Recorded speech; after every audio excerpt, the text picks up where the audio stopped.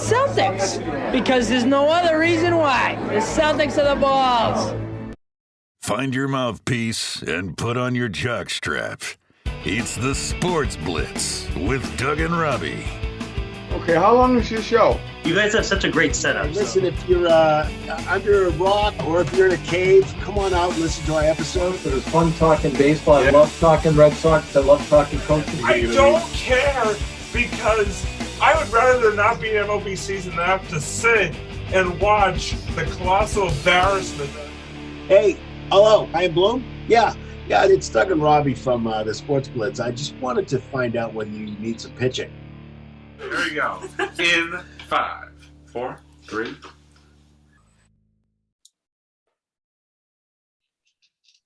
Welcome, everybody, to another episode of the Sports Blitz.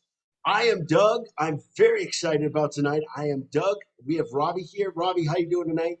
I'm great, Doug. I am excited as well. It's great to be back for another episode. It's been a couple weeks, been a few weeks since we've done one of these, but glad to be back and just super pumped. We got a great episode, great special guest joining us tonight, Doug, and just always happy to be here, as always. Yes, absolutely. Yeah, it's been a couple weeks, just schedules and summer schedules and life stuff just like keeps that. getting in the way of us, Doug. It's like it does. It does. We really need to stop that. We really need to stop that. But before we go to our very special guest, I'm going to kind of give you an idea. We have a couple of sponsors that we have every week. The first one is Zyman Organizing. Zyman Organizing. So if you're feeling overwhelmed in a room, cabinet, a drawer, I'm sure our special guest has had a drawer that's just crazy. When you open it, you can't find anything.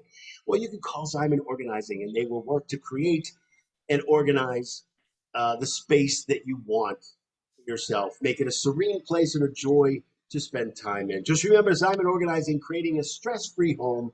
That's our first. And our second is, I'm going to raise the book, but I got to put it in front of my face because I'm kind of, sorry, this is really unprofessional, but this is Wes Woodson. See, it's not coming up. There we go. Wes Woodson, I Have Anxiety, So What? That's what the book's called.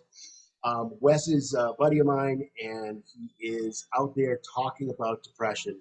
I think it's really super important these days to talk about it. Lots of different cases. We hear about it every day in the news. He is out there talking to groups. He has this book, which I'm in the middle of. It's awesome. Talks about his struggle, his story, what he's gone through. And it's like such a full pot to talk about anxiety. And today you got to talk about it. Actually, there was somebody in sports just recently that decided to kind of bow out for a little while because of his anxiety. And so it's super important. So Wes Woodson, I Have Anxiety, So What? That's our book. And that is our two sponsors for this week on the Sports Blitz. We have a very special guest to introduce everybody who listens, all 5 million people. No, wait a minute. Scratch off the million. I may scratch off the million. Scratch off the million. Maybe it's just 5. I'm not really sure. Well, whoever listens to us, whoever watches us on YouTube, we have a very special guest. His name is, first I'll tell you what he does. He is a podcaster. He actually lives in Atlanta. He spent a little bit of time in Boston, maybe the first 8 years of his life. And then his, parents got a job in Atlanta and they moved to Atlanta. But he's been a Boston sports fan even longer. So what's great is that he's a Celtics fan and a Pats fan. And I want to introduce, he has a podcast, which we are going to put in the description so you can watch him too. Absolutely. He has something called Celtics Corner. It is awesome. You guys got to check it out. And I'd like to introduce his Bobby from Atlanta. Bobby from Celtics Corner, thanks for joining us tonight. Thanks for having me. Obviously, appreciate y'all having us on. Obviously, it's been awesome, been great. Appreciate the plug as well for the channel. Podcast is an interesting name. I've never been called a podcast. I've been called the lame YouTuber on that platform. Okay. I appreciate the intro, though, 100%. Exactly. I thought podcast was a little bit more I like that. nice. I do appreciate it. Easy. And when I talk about these, they say, "Oh, you have a podcast?" I'm like, "Oh, okay, I guess that's what it is." I don't know. I just talk to my buddy about sports every week, so I don't really know. So it's been fun. But I just wanted to open it up. I've watched a lot of what you have on Celtics Corner, and it's great content. I actually just got finished watching your last video that you put on, and you're traipsing kind of through the summer league right now with the Celtics. Not the greatest basketball in the whole world. And again, you're just watching highlights. You even mentioned that some of the NBA cuts it. You can show a certain amount of content on your YouTube channel. So it's one of those things. But I wanted to ask you, when you first moved, you moved down to Atlanta. What was it kind of like moving to Atlanta and then being like not a Hawks fan, not anything that has to do with Georgia? Yeah. How did you approach that? So obviously, it's funny, when I grew up, moved down here, I was about 8 years old. And so that's maybe second, third grade. Sports really weren't big here, especially with my group, the people I hung around with. At the time, the Atlanta Thrashers were a thing. It's a hockey team that doesn't even exist anymore. That was probably the more popular thing. Obviously, UGA has always been big, even back then. That's with Matthew Stafford days and Milshawn Marino. Those were really popular. So it was UGA football, Thrashers, and a little bit of Braves, but the Braves were sucking at the time. Chipper Jones is the end days, and it was kind of what it was. It wasn't until about late 2008, or I guess it would be early 2008, whenever the Celtics went on that run, traded for KG, and my dad told me, "Hey, Bobby, our hometown team is playing, in the finals." I'm like, "What is that?" And I didn't understand basketball at all. I was always been a football guy, watched, and I enjoyed it. I was like, all right, I might get into it. Of course, 2009, our team wasn't the greatest. We lost early in the postseason. I'm like, all right, maybe I don't like basketball anymore. And then the following year, they played against Kobe. And for some reason, obviously, especially growing up, everyone loves Kobe. It doesn't matter if you live in Atlanta or California, everyone loves Kobe. So I was like, you know what? It's my hometown team against one of my favorite players. I'm going to watch this. And even though we lost, I love the team. I love the squad. And from that moment on, I became a Celtics fan. And it was cool, even though living in Atlanta where everyone, it's funny. People are Hawks fans, but they're not Hawks fans. Hawks fans weren't out and about till like last year with Trae Young. Hawks fans have had a couple of years with Joe Johnson and Al Horford, but the team was never that good.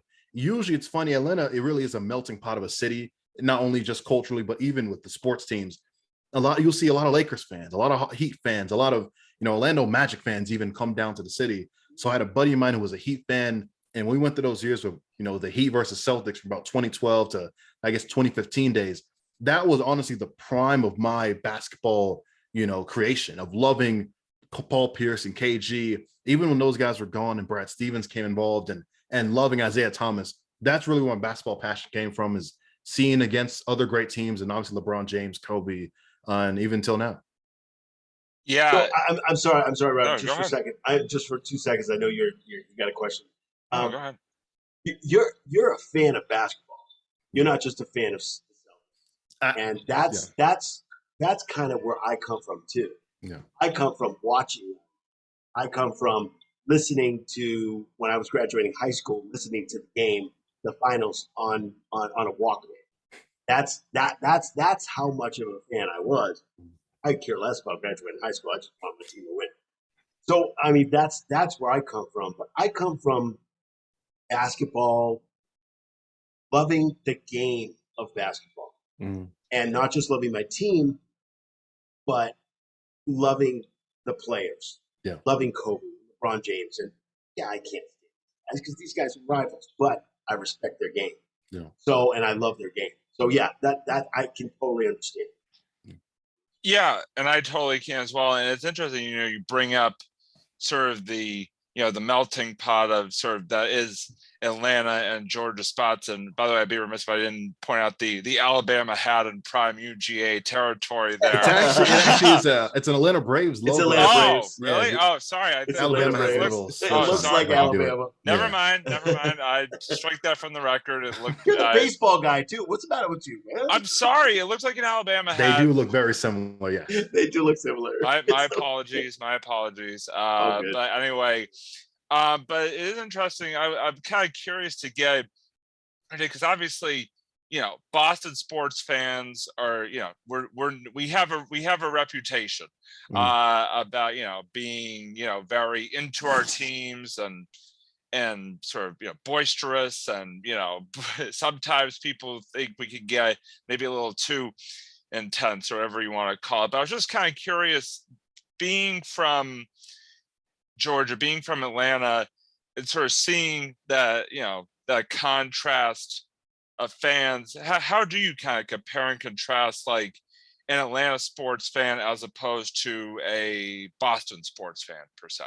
I think it's great, and I think I even take it one step further. Just people being raised in Atlanta versus being raised in Boston when it comes to sports. I think Boston, and again, I'm a Boston sports fan, but I didn't grow up there. Right.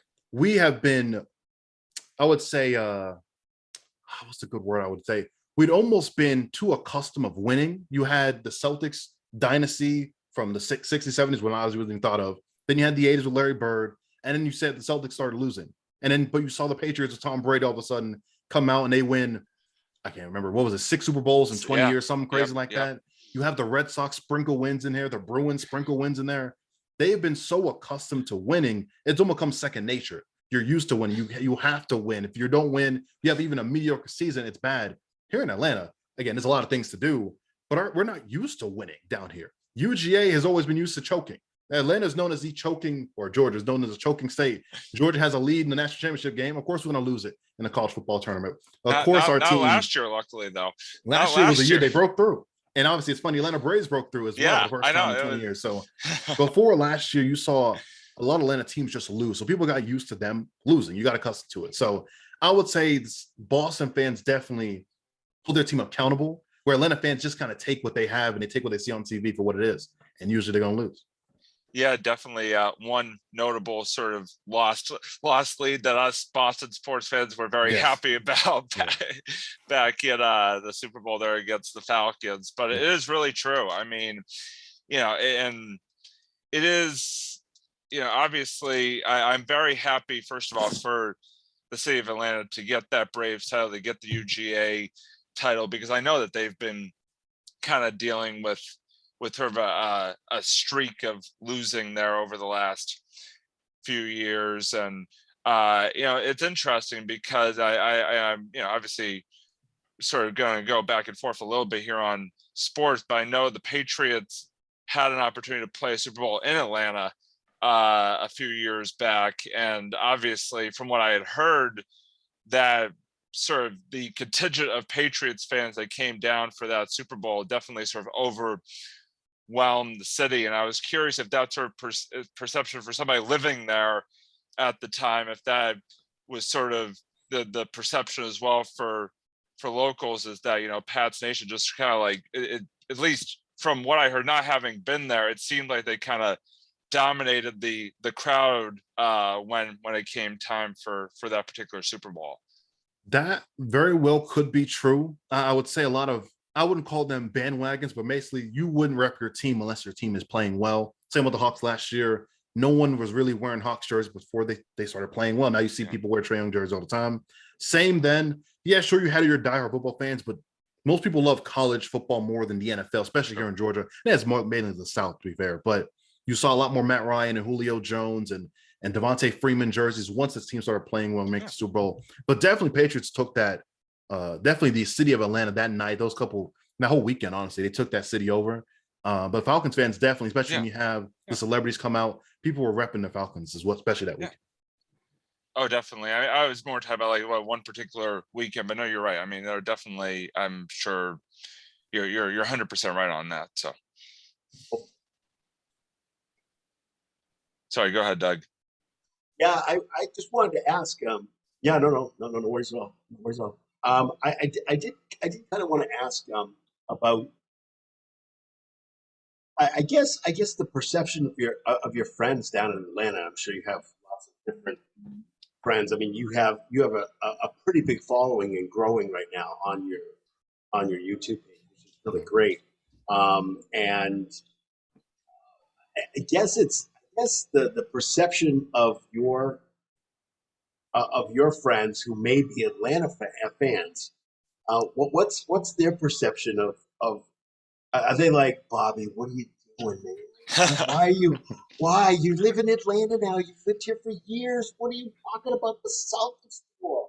We don't like Boston. We don't like the fact that they win. We don't like all this. Why are you doing this? Why? Are they like that? Are they supportive? Are they more like what are you doing? Definitely. I would say a lot of my friends are supportive of what I do and what I like to post about. It's funny when I do post on Twitter or social media, YouTube about my video, they subscribe to my channel. I know they don't watch my videos. I don't need to lie to me. Oh yeah, we watch stuff. No, you don't. You're a Hawks fan. You don't even like sports. You don't watch my stuff. But I will say is, especially younger, a lot of people knew that I liked the Celtics, especially around that middle school period. But when I started making content about the team, I say this, it's not a joke, but it's the funniest thing in the world to me. When I talk to my friends and people that want to debate sports with in barbershops, I am the Celtics homer. Bobby always thinks he has a green team glasses on. He never says anything bad about the team. But it's so funny whenever, when he did Celtics Corner and you meet guys that live in Boston, I am the Celtics hater to a lot of people that live in Boston.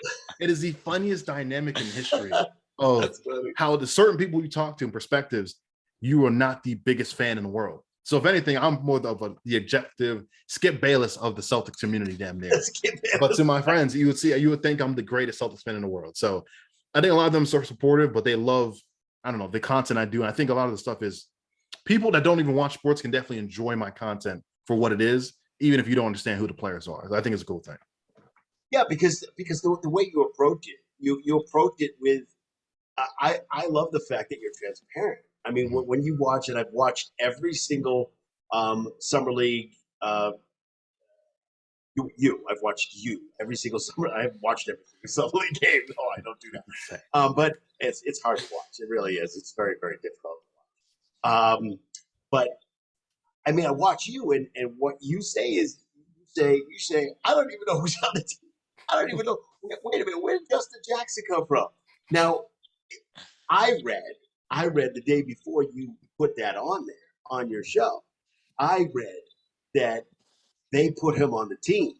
They gave him like a two-way, or they gave him some kind of summer league contract to bring him in because he's a that can shoot. So that's kind of what I saw, and I was like, oh no, I gotta tell Bobby. I gotta tell him. I'm just trying to go on Twitter really quickly and go, Bobby, I know why. Who is Justin? You been going off on who is this guy? Who is number one? Where did he come from? That's what I like about it. That it is the fact that you're like not just transparent. You're like real, and that is the best thing. That's the kind of content that I want to watch. I don't want somebody who's going to go, yeah, I know this and I know that for a fact and blah, blah, blah. Well, you really know? I don't think you really do. And if you don't, that's okay. You can come across as knowing it, but you probably really don't. So is that fake news? Is that not? So you come across going, I can't even pronounce that guy's name. I don't even know who that is. How did he get what? It's great. And I don't know if Robbie's watched any of them yet, but they're just the content, it's not a long period of time. You just go on for a certain period of time, maybe 6, 7, 8 minutes or so.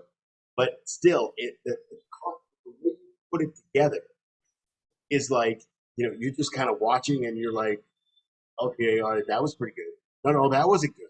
What was that? And I love that. I thought that it was really interesting, and I wanted to know what your friends thought. The other question on the other side of that is there anybody of your friends that has now latched on and said, hey, you know why? I really like these Celtics. Maybe I could become a Celtics fan because they win all the time, and I can be a Celtics. I can wear the shirts, I can wear the hats. I can go around going, "Hey, I'm a Celtics fan." No, I don't care if I'm from Atlanta. I love the Celtics. Is there anybody that's kind of that you've kind of pushed over, or they pushed over because of who you are and your content and your show? I think it probably has more to do with who they know me already, and they'll watch my stuff regardless. And I make, especially during the season, I make longer form content. We have like an hour. We do a pregame show before every game, and sometimes do even a postgame show. And some of my friends will actually put that on in their car on the way to work just to listen to me talk about, and I ramble off about random stupid stuff. But they love to just listen to me talk about random things, and Celis is one of them. I wouldn't say I've gotten them into fans, but 100%, if there's breaking news that happens, they will let me know, yo, Bobby, there's a new trade that just happened. Go check it out. Like you were saying with Justin Jackson, I have the time, unless Woj tweets it and it's breaking news, I don't see anything. People on Twitter at me all the time, Bobby, sign new player, go check him, make a video. Or AJ Reeves just signed, Bobby, react to this. And half the time, I don't even know who these guys are. People just want to hear me talk and ramble. That's what's great about it. That's what's great about it, because you are rambling and you are saying, I have no idea who this is. Now, if you talk about JD Davison, that's a different story. I just watched that tonight. Mm-hmm. You went on like, I don't know, an hour and a half ago. You just kind of went on because he went off. He went off on Memphis today. He had double, which of course we were all waiting for. Hello, finally, let's go. Let's do this, because playing like crap since 3 games of not so great stuff. Yeah. But again, I just wanted to get an idea of what of kind of whether your friends, and it makes sense. Your friends are watching your content because of you. It's me, not necessarily because of Celtics. That totally makes sense. Yeah. Oh, without a doubt. And obviously, the Celtics are definitely a prime hot button topic right now, given the season that we just had. And that definitely is something that I was very much looking forward to talking about tonight, starting off with sort of this question. Again, we're coming off of a NBA Finals appearance. I mean, Doug and I were sort of doing our post-mortem last episode on the Celtics season, and I wasn't crying like Bree, but I was close. But even just the run to get there, just the run to get to the NBA Finals. And so I guess what I wanted to sort of ask you first, Bobby, was, obviously this year we did have a new coach, Imei Udoka. Doug and I talked about him a lot, as I'm sure you have. So I was just curious, what your thoughts were on year one of Imei as the head coach of the Celtics. He was good. I feel like start of the year, I think a lot of people criticized the way maybe he managed the players. And day one, Jason Tatum and Jaylen Brown are playing 50-something minutes in a double OT game against the Knicks, and you were seeing guys maybe getting warmed out, and you saw the injuries happen. But once the team came together, you trade for Derek White, you bring some guys on, you move some players along. Romeo Langford's no longer in the squad. Guys get different roles. And obviously, again, Robert Williams was amazing. Jason Tatum was All-NBA first team for a reason. But Imei brought that team together in a way where they're playing great defense. Tatum was playing excellent. Jaylen Brown was an amazing, if not number 1, number 2 player alongside Tatum. And it just kind of worked. Now, again, it's always, for me, I like playing maybe that devil advocate role of always asking the question of, well, this could have happened, that could have happened. We played the best we could have against the Nets. And that was probably, I think I saw a stat, it was the closest sweep in NBA history, where every single game was basically single digits. Every game was close, but a sweep was a sweep in the end of the day. The Bucks win, even though we played them to the nail and wire, they didn't have their second best player. Does Chris Middleton not win them at least one game? Maybe, possibly. And then you play the Miami Heat. Jimmy Butler needs one shot. Tyler Herro doesn't play 3 games. Even in the last game, he has a hurt groin. There's so many instances where you could say, well, this could have happened and we could have lost. But Imei, regardless, still kept his team on a straight line. And a lot of times we saw Brad Stevens in previous years, one slip up. And even where we see there's a glimpse of a chance to win, it seemed like our team going off the rails a couple times, especially in that bubble series. We should have beat the Heat that year with bubble. I think Imei's a coach in the bubble. I think we win, maybe not the finals. We lose to Lakers girls. But I think we beat that Heat team in the bubble with Imei as our coach. So Imei's been great. I want to see what he does moving on, and have basically now having 2 veterans in Brogdon and Gallo on the team. I would love to see how he adds them to the rotation. Absolutely. I mean, completely agree with everything you just said. And I find it kind of interesting.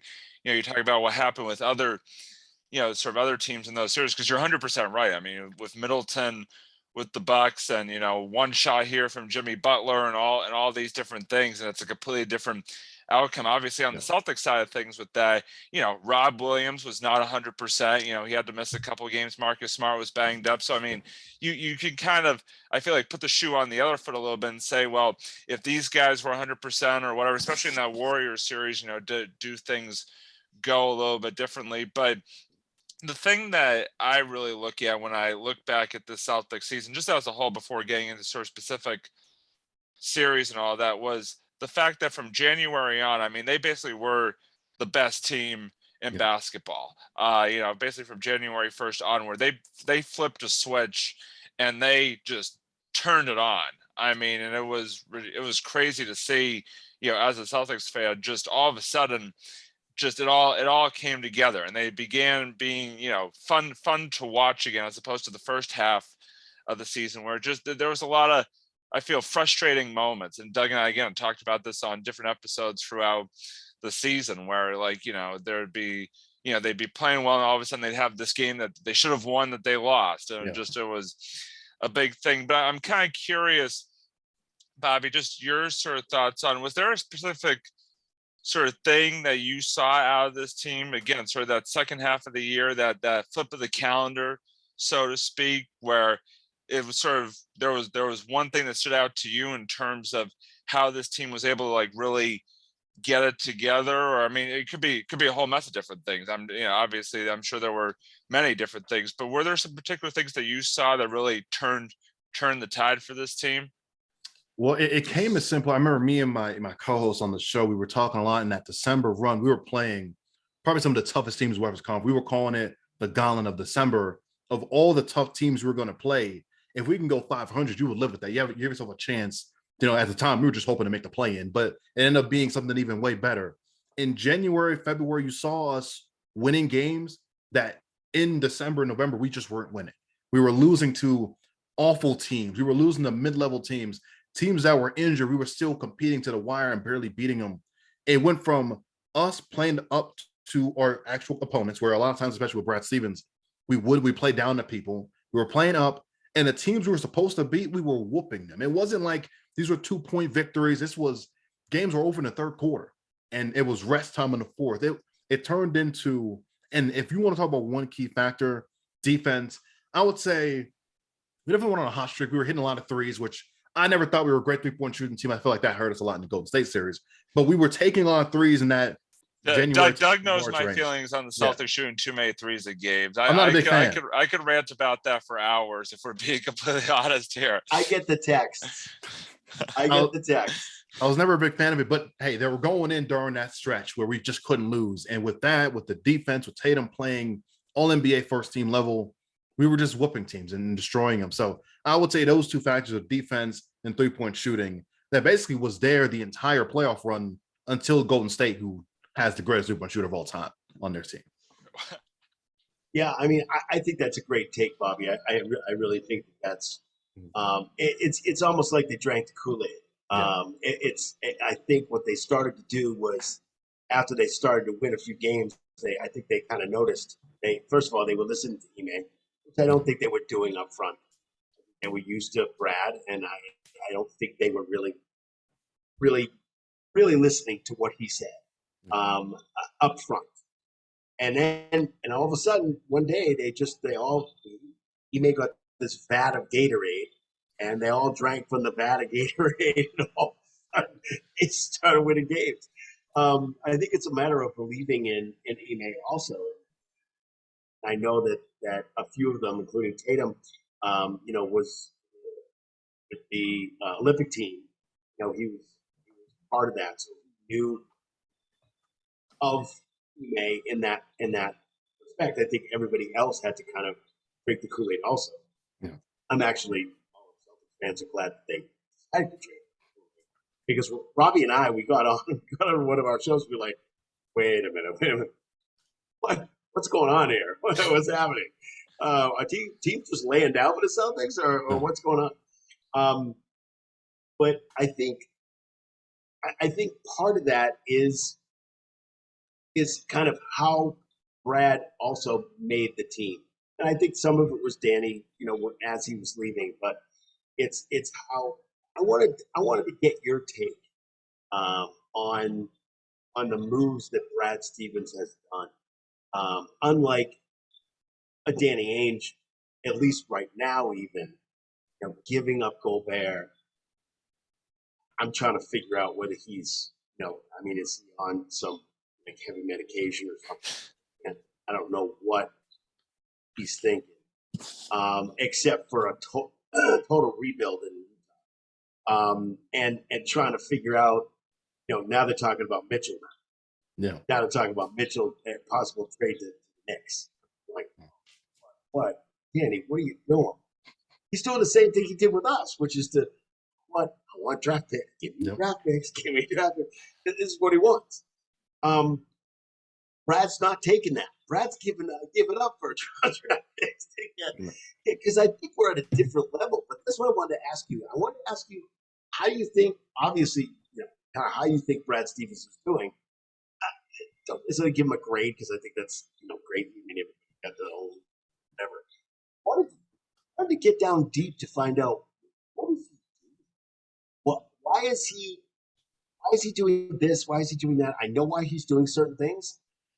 Why didn't Ainge do this? He did it in 2007, 2008. Mm-hmm. And maybe he didn't have the room to be able to do it, but that's what I want to know from you is how do you like what Brad Stevens is doing and what do you think of it? I would say Brad saw what Danny Ainge did for those 6-7 seasons that he coached and saw how many times they could have went out and got better players or better assets. Instead, he wanted to stockpile picks because he was living off the glory times of when he robbed the Nets for that one season. He was living off that glory year. And what I'll say, and again, I don't want to go back to this topic of trading Jaylen Brown, Jason Tatum when they were younger, because again, I was on that train of, I would trade Jaylen Brown for Paul George or Jimmy Butler or James Harden because they're better players. I want better players on my team. Anthony Davis, another example. Obviously, now you don't do that, right? But back then I would. Danny Ainge was so in his ways about trying to not only win every trade, was trying to show up every other team that wanted to do a trade with him. You couldn't have that was a win-win deal with Danny Ainge. No, it had to have been Danny won, and they're talking about you on SportsCenter like you're a stupid GM. You had us then taking guys with, and no disrespect to these guys, like Romeo Langford and Aaron Nesmith, guys he was taking at the 14th pick that weren't going to help our team improve at whatsoever. And Brad Stevens said, all right, I saw what you did with me. Let me do this for Imei. He says, forget the picks. I'm trading this one for Al Horford. I'm trading this one for Derek White. Give me Malcolm Brogdon.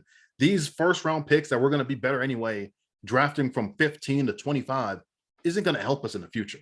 Let's go out and get actual players. If it doesn't work out, fine. But that 28th pick in the draft won't help us this season anyway.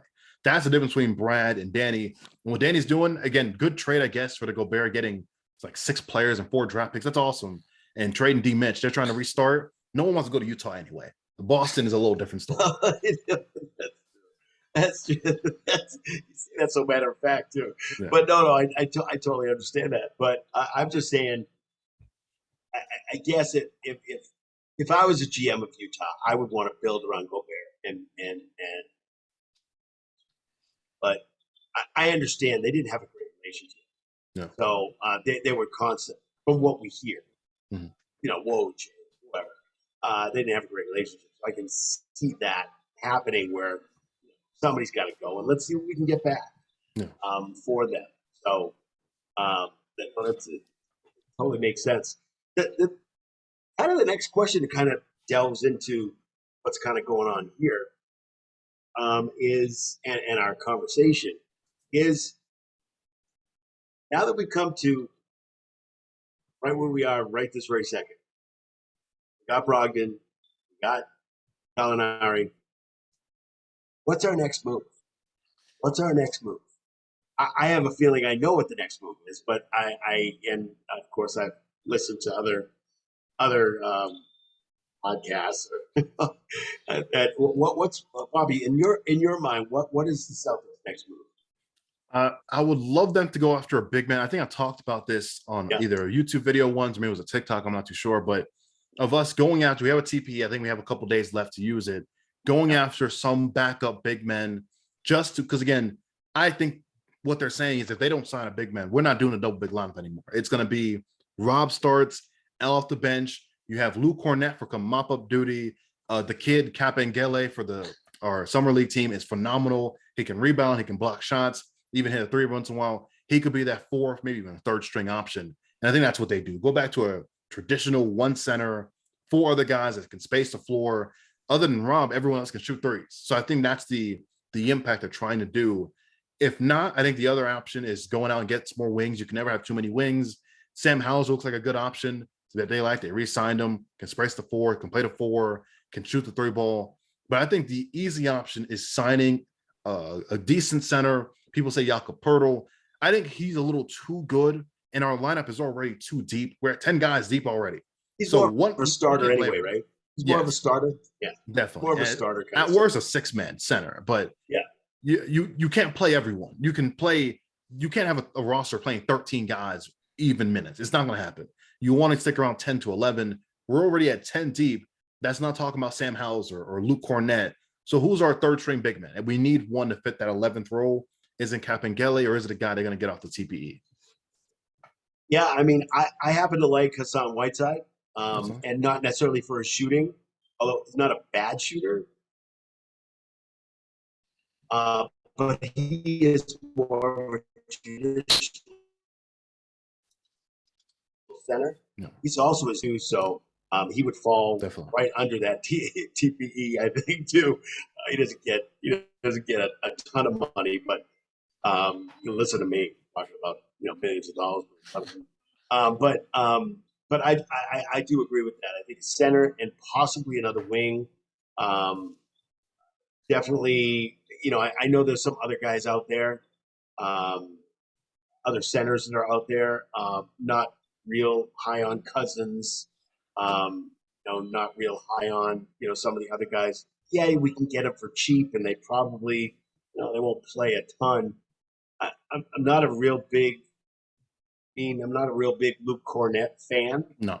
Typically, I mean, he's definitely like a third, fourth, fifth, sixth springer on the team.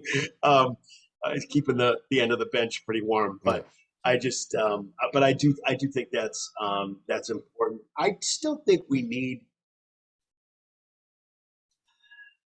If you think about the 2000, 2008, 2007, 2008 Celtics, think about how Danny put that together, how he put the bench together, how he kept getting shooters, kept Sam Cassell, a perfect example of a guy who's won a couple of championships in Houston, came in in crunch time when we're up by, 8, 10 points, whatever it is, but kept us going, kept us not in the game, but kept us, was a shooter, a natural shooter, but a natural point guard too. So it's one of those things where I still think we need like a Terrence Ross or somebody to come in as a wing, and not one more wing to be able to come in as a shooter, to be able to keep us going, when we're resting our guys in the late third, early fourth, late fourth kind of situation. But that's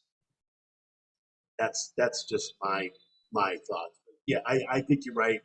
A center and a forward, something like that. Definitely a center. Definitely. No. Cannot see myself having Luke Cornett as coming in. I just can't do it. It hurts for me to think that Luke Cornett would come in after Robert Williams is all tuckered out for a few minutes. Okay, here comes Luke Cornett. Yeah, he's 7'2", but the guy can't move. So I'm having a problem with that. But other than that, so you think the other question I have, and we can continue the discussion that kind of goes into what I was just talking about is what are the players do you think that are playing well in summer league right now? Because I know I've watched a little bit. You've watched a little bit. I did.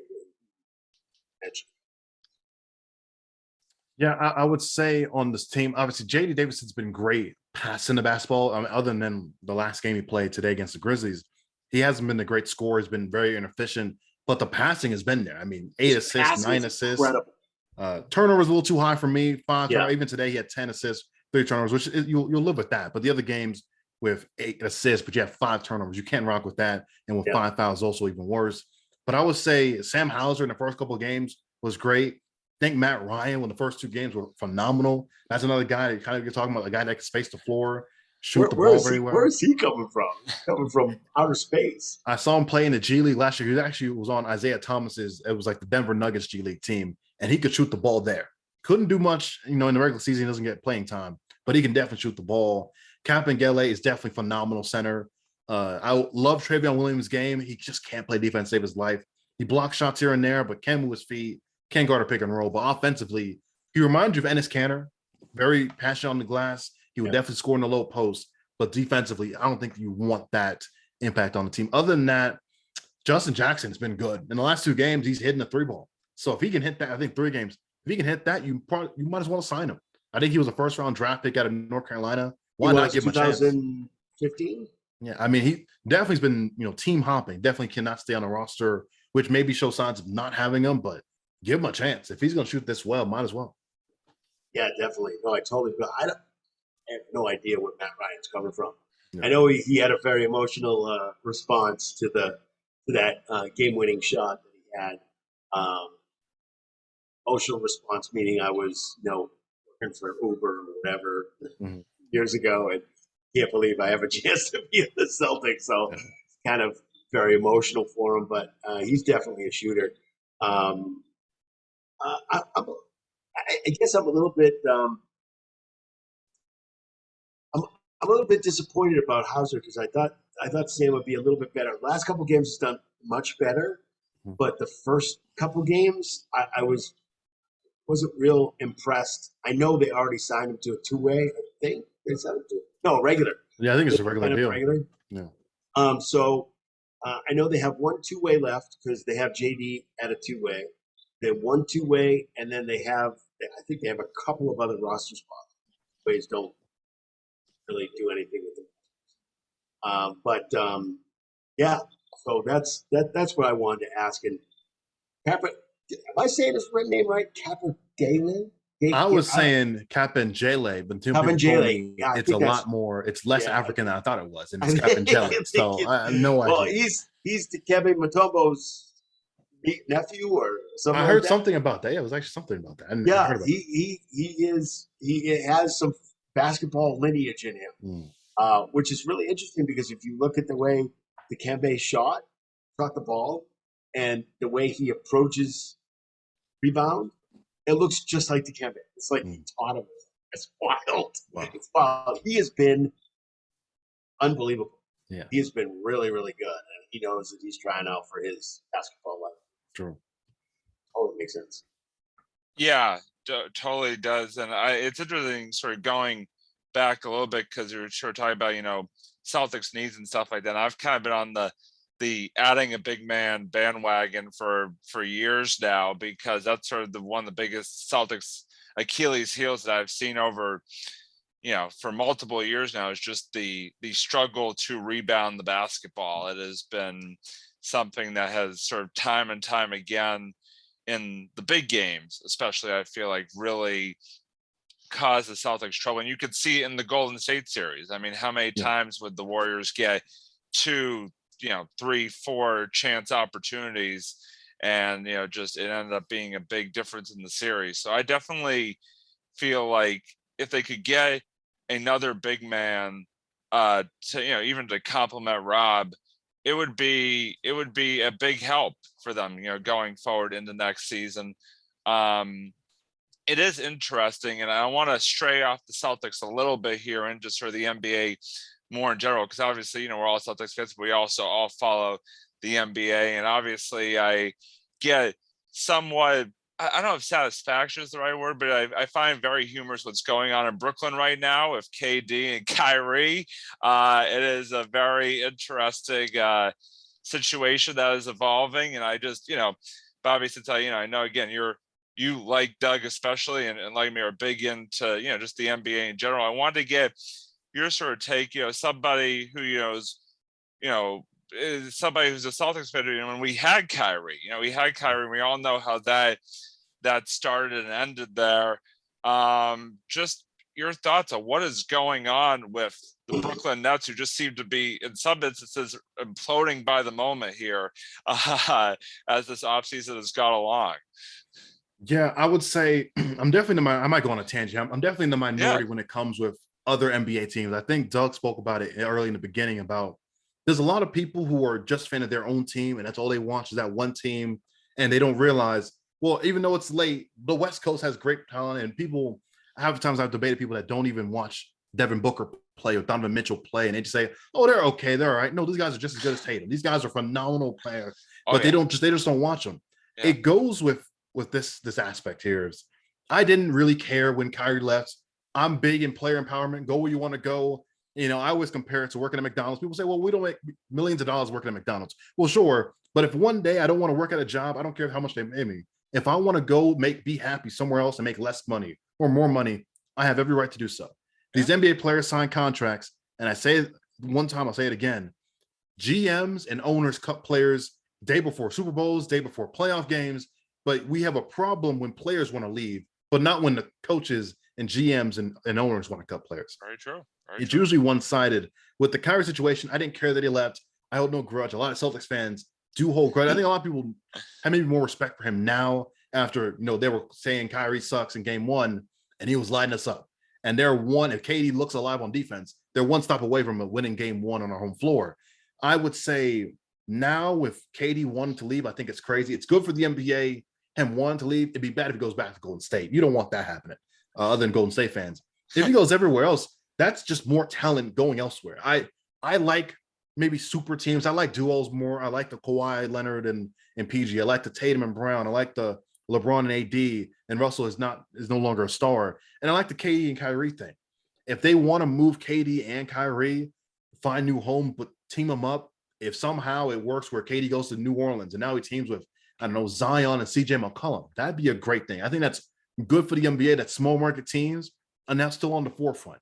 If Kyrie wants to leave and leave Ben Simmons all by Maloney, which is weird, but now Kyrie goes to Dallas and plays with Luka Doncic, I think it's still good for the NBA to have duos that's more marketable and better basketball games for us. So we're not going through February watching boring basketball at the Celtics playing, random teams and Sacramento Kings, and no one can compete with us. I want to see good basketball elsewhere. So I'm cool with players moving around. I think it is funny. Just a year ago, they were saying, well, the Nets surely did win that Nets Celtics trade. And just 1 year later, it could happen in a couple of weeks. The Nets are no longer the same team. Harden, KD, and Kyrie all gone within 1 year. It's going to be crazy. Yeah, well, I just found it interesting how, Kyrie and KD both leave, the Celtics and Golden State respectively to go, start, what you referred to appropriately as a super team there in Brooklyn. And then they both have to sit this year and watch the Celtics and the Warriors play in the NBA Finals. So you kind of wonder what the emotions were behind the scenes there. But I think you're right. Listen, players absolutely have a right to go to whatever team they want to. I don't necessarily fault Kyrie or KD for doing that. I have some sort of personality based issues with Kyrie, the way he handled some of the things he sort of said about Boston fans and stuff like that. It kind of is what it is to me at this point. Unique. Yeah, he's unique. Yeah, of course he is.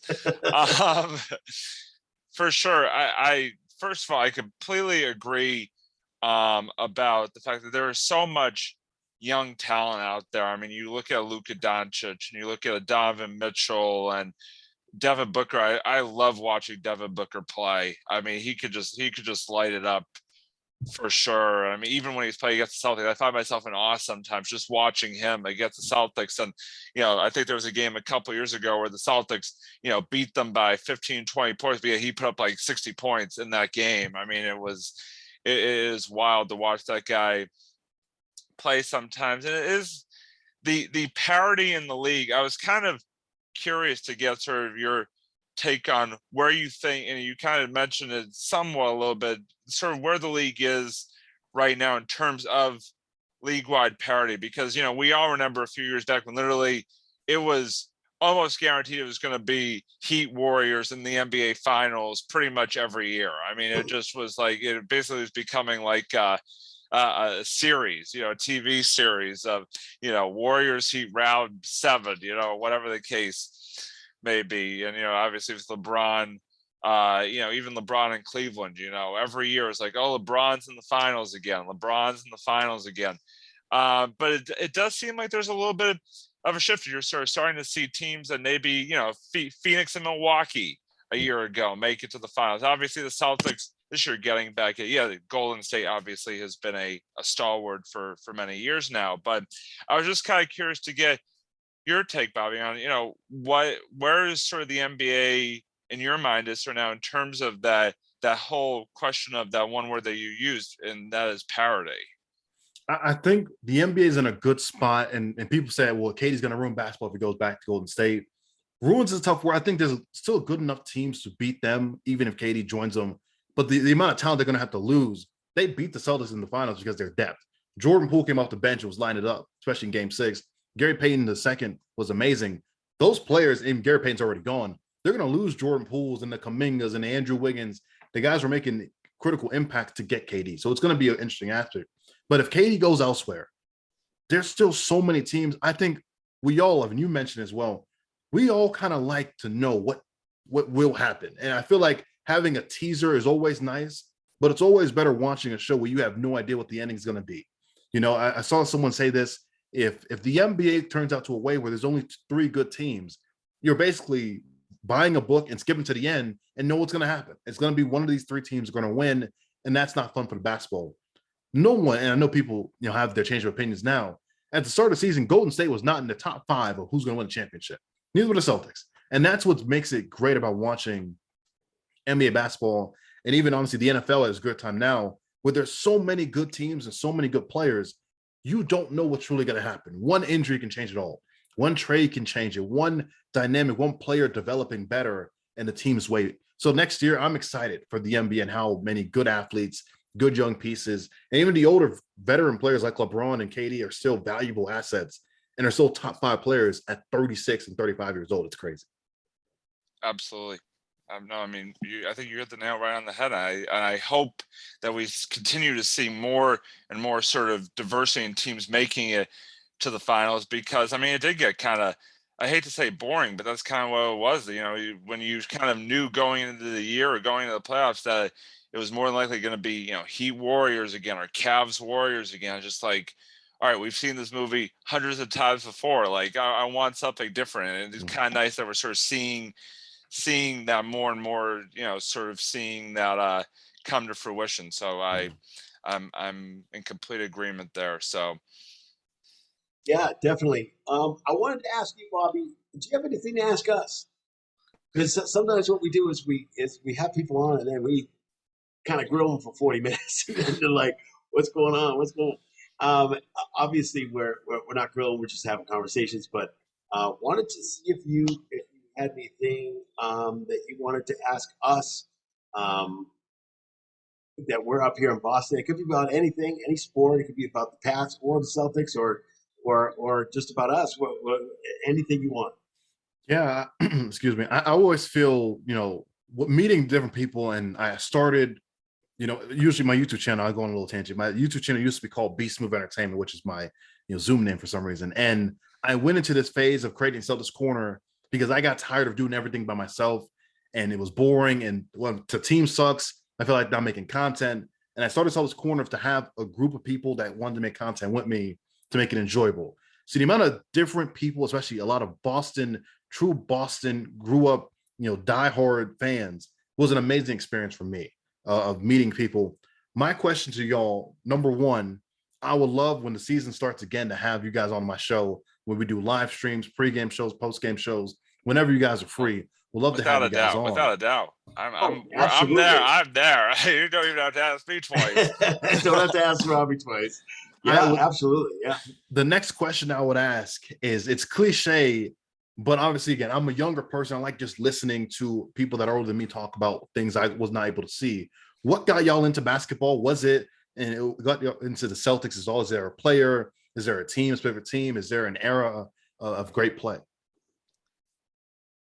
Want to go first, Rob? Sure. Yeah, sure. I mean, I have just loved sports in general since I can remember. I mean, and I think like the thing with basketball and even with all the other sports that I follow is I don't remember a specific moment. I just remember sort of growing up and just going to games and watching the games. One of my earliest memories, actually, I was, I think maybe 8, 9 years old, was going to my first Celtics game when Rick Pitino was the head coach of the Celtics, and back in the old Fleet Center, Fleet Center.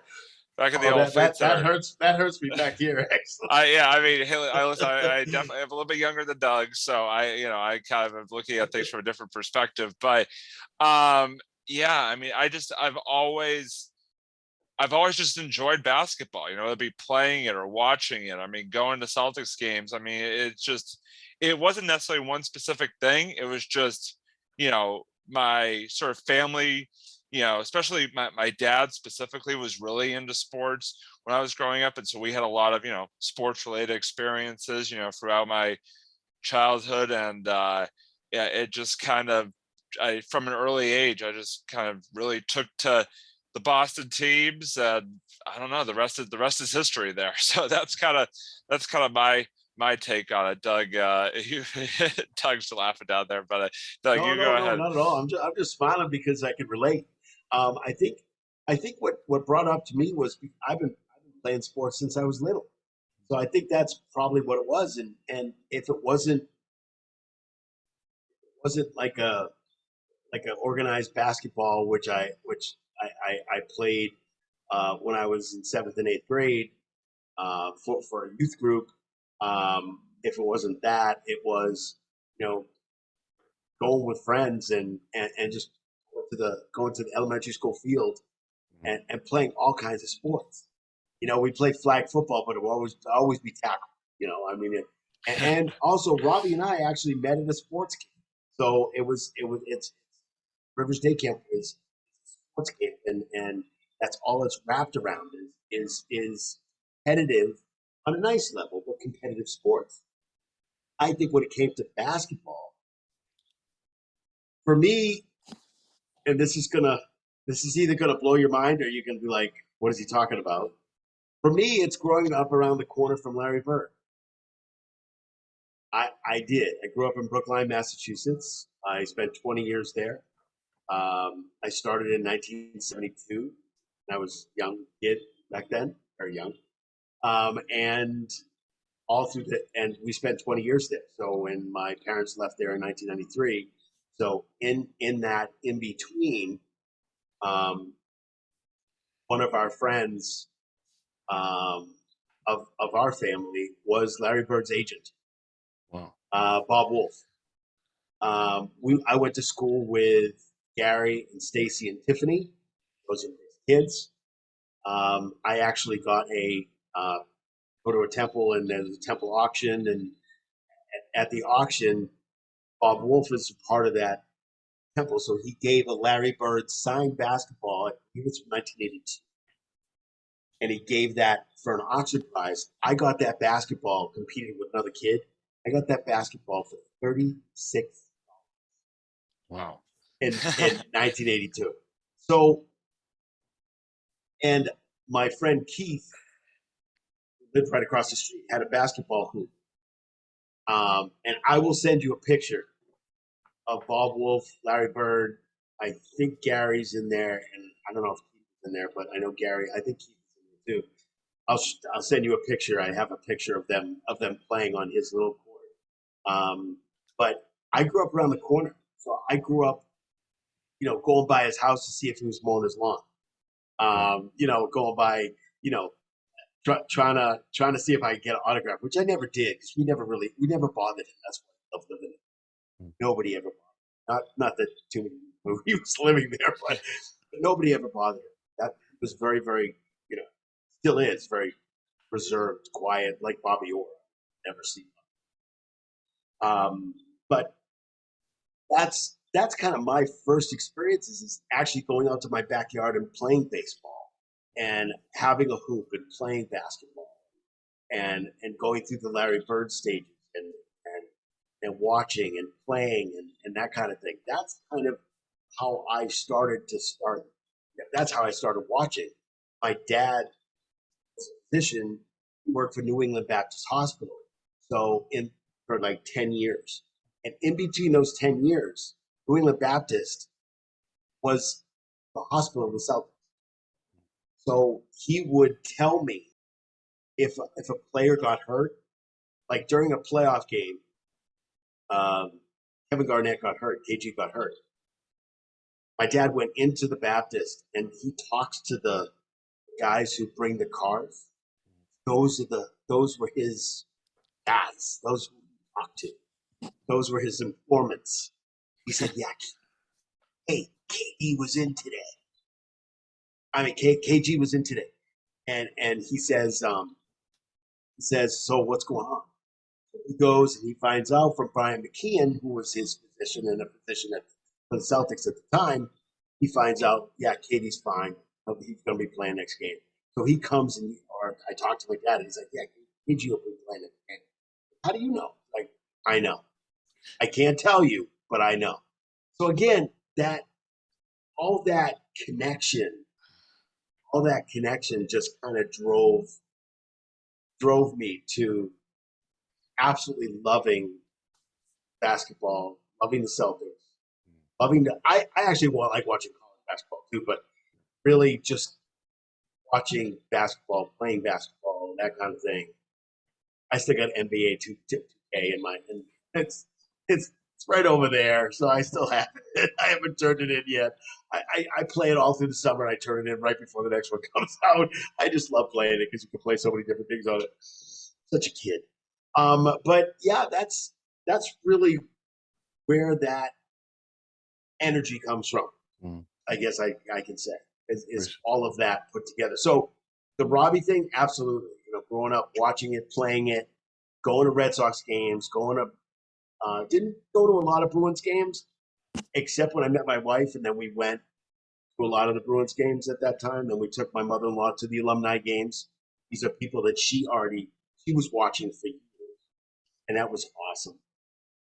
These were people that she actually was watching for 20 years, 30 years. And that's kind of how that whole thing began. Coincidentally, Robbie, I'm going to tell the story. Okay. On how we decided to do the show. I was just thinking about that. Yeah, I was just thinking about that. So how we decided to do the podcast was Robbie had tickets to a BC basketball game. And coincidentally, he was playing, it was Louisville, right? Louisville, yep. Yeah, it was Louisville. So, and Rick Pitino, he keeps coming up all over. Rick Pitino was the coach. So we went to the game, and it turns out that Louisville was totally blowing out BC. Totally blowing them out. So we just started talking, and we were just talking the whole time. We were joking, Larry Bird is not going to open the door. All this kind of stuff. All these Rick Pitino quotes from a long time, early to mid 90s. And so we started talking. We was like, hey, bang, there it is. The rest is history. The rest is history. Yeah, absolutely is history. So that's kind of where I come from. Just the love of playing it, doing it, not even on a professional or college level, whatever. I love to talk about it. I love to watch it. I love to see it. That's kind of where the energy comes from. Yeah, mess with that. Appreciate that. Yeah. Oh, absolutely, absolutely. So do you have any other questions for us? Or, no. I mean, that was great. That was awesome. No, that's it for me, man. Yeah, no, that's fine. We love to have people, we can ask all the questions in the whole world, but we want to make sure that you ask us what you think, and we want to hear your opinion and that kind of thing.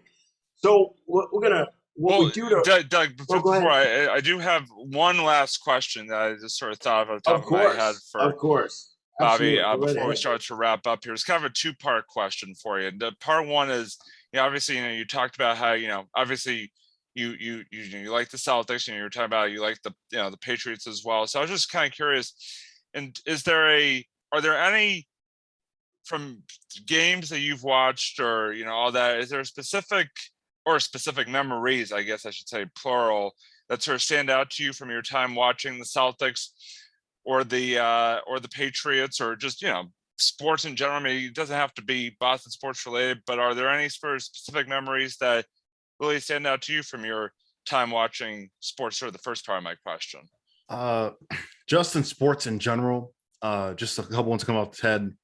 I love the Bills Chiefs game that happened. I think it was last year in the playoffs, a back and forth game that ended in overtime. Phenomenal. Again, speaking KC Patriots. This was 2018 AFC Championship game. Patrick Holmes literally would not stop scoring, and eventually, who got ball first won again, and Tom Brady got the ball and we won.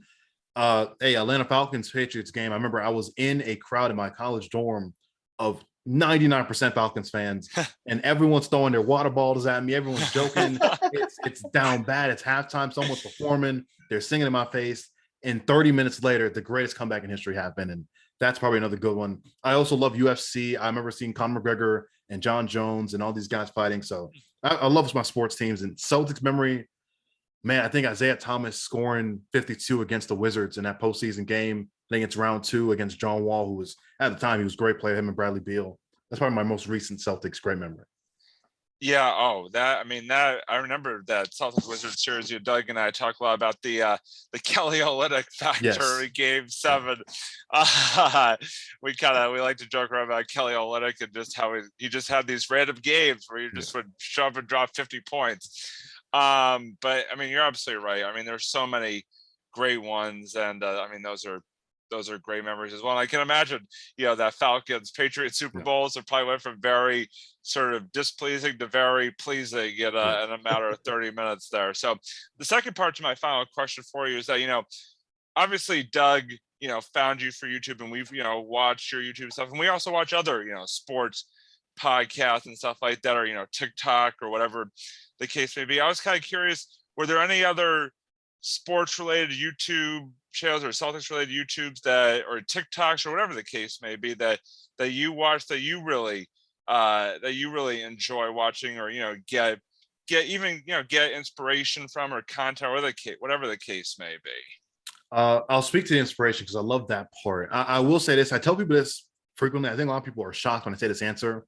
I'm on YouTube so much that it almost feels like it's a second job and it's a hobby to me, where I don't spend a lot of time watching YouTube. That's the funny part. I don't watch other people. Whenever I do watch, it's usually I watch the people I support. So either personal friends or people that I've came on my show and I watched them. My co-host has his own YouTube channel. A couple of my friends, Bree has her own YouTube channel. I'll watch their content. But other random people, oh, no clue. I couldn't name them. I have no idea. So it's either it's a close friend or someone that makes Celtic content that hit me up and we get in contact and I watch their stuff. Inspiration. A lot of people have enjoyed the way I carry myself and I talk, and I can go really proper 1 minute and then I'm off the hinge the next minute and I'm just speaking the way I can. I would say a couple of YouTubers Stephen A. Smith, not a YouTuber. Stephen A. Smith definitely giving me a creativity and the way some of the words I use and the wordplay I have. And there's a YouTuber that used to make gaming videos. I don't watch him anymore, but his name is Chris Smooth. Actually, some of the inspiration where I got my name from when I was younger. Okay. A couple of other there's great comedians, Kevin Hart, The Rock Johnson, John Cena. I love WWE. Those guys have kind of taken bits and pieces to kind of create my character, and it is who I am now. And there's a lot of times where I don't know what to say, but then the dumbest things come out, and people find it the most hilarious thing in the world, and I don't understand it. I have to watch it back to understand. Wait, what did I just say there? I just compared them to a candy cane, and I just made a random pun here and there. People love it, and I think it comes from all those people kind of blend it all into one. No, we can totally relate. Yeah. To that last part. we have our moments where we just say something like, "Wait, what did we just say?" Like we just completely get off the rails. It is probably some of the funner parts of our episodes. It's just when we just completely go just out there. So we can totally relate to that part of that as well. So absolutely. It totally makes sense. I'll tell you, there's a couple of just purely Celtics that I kind of watch. I don't watch them like I look for them. I kind of subscribed and I get notifications from them. One of them is Chat Sports, which totally talks just about Celtics. Um, they do a lot of kind of on a totally different level, but they do kind of what you do. If there's a trade, if there's a signing, if there is, they've been doing the last like 2 or 3 days since there's been not a lot of action going on, just kind of summer league. They've been talking about what big men could be available, what forwards, or what if you like this, put S. If you like this, if you don't, put no. That kind of stuff. They try to get people. I like them because it's good content. They don't go on for a long period of time, and it's pretty good content. The other is SN something. It's with A. Sherrod Blakely. Oh, He's yes. from here in Boston. No. He's out there in Las Vegas. Manning. Bobby Manning, yeah. Yeah, Bobby Manning too. Don't tell Bobby this. I don't even know him, but he's got to be a little bit more excited about being out in Las Vegas. I know it's hot, but that's who he is, man. I can't watch it for very long. I studied radio at Emerson, and I'm usually typically really excited about what I do. I was a DJ for 30 years, mobile disc jockey guy. So I'm totally out there, but when he goes on for like the couple of times I saw him in Las Vegas, he's wearing that crazy hat and he's wearing the orange clothing, and I mean that's okay. But he goes on, I want to tell you about this. I'm like, I just can't watch him. I can't. I'm sorry, Bobby. Pick it up a little bit. I understand it's 107 degrees out there. I get it, but come on, man, come on. So him, A. Sherrod, and there's a couple other guys. I think they all write. They're writers. So I get notifications about them too. But again, Chat Sports is really good. I can spend my life on YouTube. But yeah, so that's kind of the and of course yours.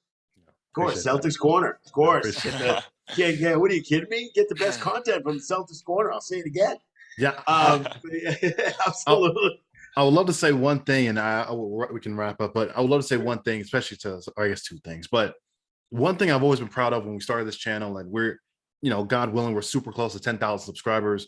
I'm happy to say we are the biggest non-corporation YouTube channel that talks about Celtics. It's not CLNS that's back, and I love my boy Bobby Manning. They're backed by hundreds of thousands of dollars in their company. Oh, of course. We're not Chat Sports that gets backed by $10,000 of dollars. We're not that.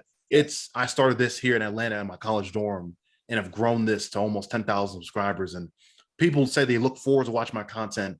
I'll say this to start with people that want to create content and don't know where to start. I'm literally a person that stutters all the time. I say random words, and most of the time I don't make any sense in the world. People just enjoy personality. You can have all the stats in the world, but if you have no personality, no one's going to watch you. I would say find your personality and do what you love to talk about, and people going to find and people going to do it. Keep on posting. That's all it is. That's correct. And that's why we have that 5 million subscribers and we have 116 episodes, because we just keep going no matter what. We don't care. We don't care who watches. I'm usually just up here babbling in the corner. Yeah, we just babble on and we babble on and babble on. But that's kind of how we found our niche too, is that we started out we didn't even start out on YouTube. YouTube happened because of the pandemic. Wow. But we were able to get on another social media because we couldn't get together. So it was awesome that we had this, because now we can either get together or not get together, but still this is like the quickest way that we can do it without busting into too many schedules and stuff like that. And we still struggle with the schedule stuff. And of course, and we can get on another media. So we were like on SoundCloud and on Facebook, and when we started, it was all audio. It was audio started, but after that, it was like, hey, let's see what happens. So let's see how we can do this. So it is fun. I started for a long time too, and it's one of those things where, as long as you're right, as long as you have a personality, you get on and say what you got to say, and do what you got to do, and then then put it out there. You always got to put it out there. I think Kevin Hart said it right a long time ago. It may not work, but put it out there. Throw it up against the wall, see if it sticks. And if it doesn't, that's okay. If somebody heckles you, that's okay too. That just means I like you. That's all that is. Definitely, 100%. You know? So that's what it is. So at the end of our shows, what we like to do, I'm not even sure if I made one. I was so excited about the episode. What we like to do is we like to do just a final thought. Now, final thought, you don't have to have one. You don't have to do one. But just a final thought for the evening, for the episode. We have a final thought, and then we're gonna tell people where we are and that kind of thing, and then we're all set. But I think I'll start. I think I'll start with Robbie first as a final thought. If you have one, typically I have one or two. So. Yeah, no, I mean, I definitely, first of all, want to thank Bobby for coming on tonight. I mean, obviously, it has been awesome talking to you. It has been great meeting you and talking Celtics and Boston sports and all of that, which I love doing anyway, but especially someone who, enjoys, the world of YouTube and stuff like that, just like Doug and I do. It has been so much fun. I definitely, anytime you'd like me or me and Doug to come on, a pregame show or whatever, the door's always open. I would love to do that. In terms of a final thought for the night, I obviously I am getting very, very frustrated with my good old beloved Boston Red Sox because they cannot hit right now. They've just they're about to be. I forget. I'm not even sure if they're winning tonight against. Oh, so they're tied 3-3. So they're actually scoring runs tonight, which is great. But yeah, it is. I just am getting more and more frustrated by the day with the Red Sox and their consistently inconsistent offense. They were playing so well, and now they've started to kind of hit a lull or a down. I don't even know what you want to call it, but I just am very frustrated by them. But I'm not going to go on too much of a rant because even though Tampa Bay just took the lead, I gotta stop looking at my phone because that's gonna demoralize me when I get the update. Yeah, exactly. Yeah, I don't want to go on too much of a rant tonight because this has been a very upbeat and exciting episode. I want to leave it on. That's a bummer note. Because your rants are famous. Yes, I mean I do go off sometimes. I make no bones about that, but that's sort of what I had tonight, Doug. Just again a big thank you to Bobby, and really enjoyed talking to you tonight. And Doug, or I don't know who you want to go to next, but I'll throw it back over to you. Yeah, no, that's fine. I wanted to check in with Bobby and see if Bobby, you have any final thoughts for this evening for this show this weekend. Yeah, again, thanks again for having me on. I always love doing different shows and different vibes and having different personalities come together. Final thought, I would say summer league matters, but it doesn't matter if your favorite player doesn't play that well. It doesn't matter. We've seen LeBron James struggle in summer league, but he turned out just fine. I think so. We've seen other players look like superstars and they turn out just to be role players in the NBA. Summer league matters, but it doesn't matter. Chet Holmgren's gonna be fine. Jabari Smith, all these guys, Paulo Banchero will all be okay. It's not that big of a deal. Excellent. That's so true. Also, it is. Yes, it is very, very true. Interesting. We almost didn't have a full roster this summer either. So it was like, I don't know, 10 guys or something like that. So it was kind of interesting. I'm trying to figure out why is AJ Reeves not playing? AJ Reeves was like your guy. Yeah. So I mean, you had this. You even said the biggest view just recently for one of your episodes talking about Summer League was the AJ Reeves episode, like a couple hundred views. So I don't understand what happened there. I don't know. Maybe it's hurt. I don't know. It just happens, I guess. But it's just. Yeah, that video, it's funny. Someone told me to react to him. I wasn't even going to do a video on him. I didn't know who he was. Someone told me to react to him. The video had 7,000 views in 2 days. And it had double the views of my Gallinari video and my Brogdon video, and those are household names. And Andrew Reeves plays 2 minutes in 4 games. Yeah, I don't understand. And again, I don't think anybody understands Summer League anyway, so it doesn't really matter much. Doesn't really matter much anyway. You really get to the nitty gritty after Summer League, because after Summer League is over, then it's really how we're going to fill the roster and stuff like that. That's more important anyway. But yeah, my final thought is I really want to thank Bobby for coming on. I'm glad we have this connection. Glad we connected. I think it's important to be able to go on, and I'm a big proponent of YouTubers going on and people going on YouTube and having shows or going on and just expressing themselves, because I think expression is really, really very important these days. And I know Robbie and I have done a lot of it, and it's one of those things. Anytime you want us to come on, just hit us up and we'll try to be there. We'd love to be on. But that's really the only final thought that I have, is that everybody who wants to, it's not impossible that you can't go on, figure out what you love to do. Just like you said, Bobby, figure out what you love to talk about and go and talk about it. Because this is a forum, an open forum to be able to do it. It doesn't matter how many views you have, although that was huge.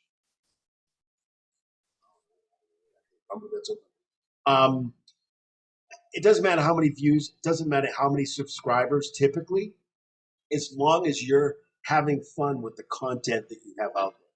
Definitely. We have made it so we actually have a beginning that I helped produce. We have some production that's at the beginning. I do another show with a friend of ours, and he edits a huge production at the beginning. And then we have another production that he does just with us. So he's a big edit guy, and he loves doing it. And that just adds to what we do. But I just love the fact that you're transparent, you're honest, you're out there, and we will continue to watch Celtics Corner for the longest time. And again, you've gone on. So that's going to kind of wrap up our episode. Just remember, we are on Twitter, we're on YouTube, we're on Facebook. We're on Facebook too. We on anything else? Did I forget anything, Robbie? I think you got on it. That end? You nailed the big ones. Exactly. So I want to talk about the other shows that we have. Obviously, we have Bobby, who does Celtics Corner. Please, if you haven't seen any of his episodes, go to his episodes. Link in the description. We're going to put a link in the description so you can go and see it. Click right on it. Subscribe. Hit the bell so you can get notifications when he's got a new episode out. He goes on randomly a lot, all the time. It's awesome content. It's great. We have On the Couch Talking Sports with Kyle and Robbie. Did you just drop another episode just recently? Like a week or so ago. Yeah. Okay, a week or so ago. Yeah. Latest episode. Go check it out. They have over 300 episodes that they've put together. And of course, Marvel at the Movies with Kyle and I. We just made a new episode this past week. It's great. It's kind of on horror movies, which is really cool. Because I just watched one of the latest. I just watched the Multiverse, so we talked about that, and we talked about horror movies. So it's really cool. So check that out. That should be done probably sometime. I would say sometime next week. Yeah. So look for that. And let's see, On the Couch, and of course the Sports Blitz. We're right here. But we had a great time tonight. Again, thank you so much, Bobby, for coming on. Got anything else to say, Robbie? No, right. Okay. All right. So that's Robbie. I don't know where you are in the thing. You're down below, but that's Robbie. I'm here. Wherever. And for Bobby, thank you so much for coming on. We had a great time. Check out all of our shows. And thank you so much for watching. See you guys next time.